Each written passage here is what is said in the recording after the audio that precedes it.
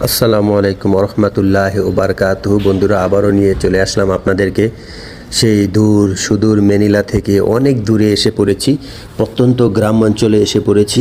Manila থেকে প্রায় 10 থেকে 12 ঘন্টা ড্রাইভিং করে এখানে আসতে হয়।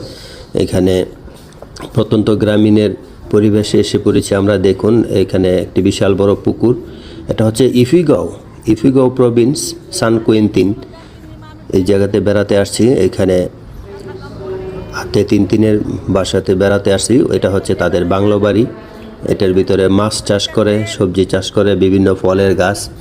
এখানে হাতে তিনের বাবা মারা গেছে। এখানে তারা খ্রিস্টান রিলিজন, তারা ওইখানে খ্রিস্টানভাবে এখানে তাকে সমাধি করেছে। এই যে দেখুন, বাইরের পরিবেশটি দেখুন, খুবই সুন্দর।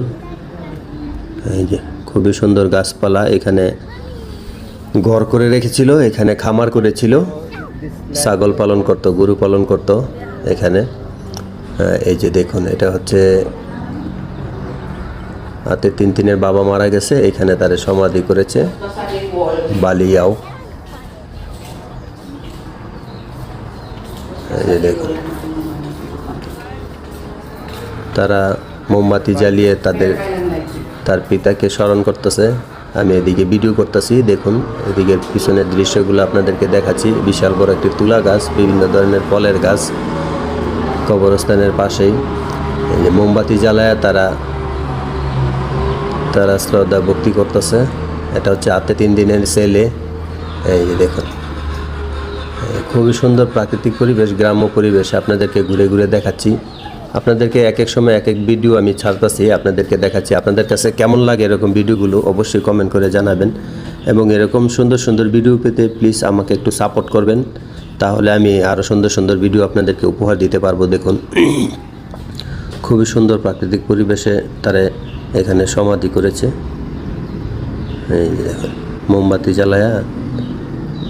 জ্বালায়া তাকে স্মরণ করতেছে, তার জন্য দোয়া করতেছে। এরা এগো রিলিজনে এরা করতেছে। দেখুন,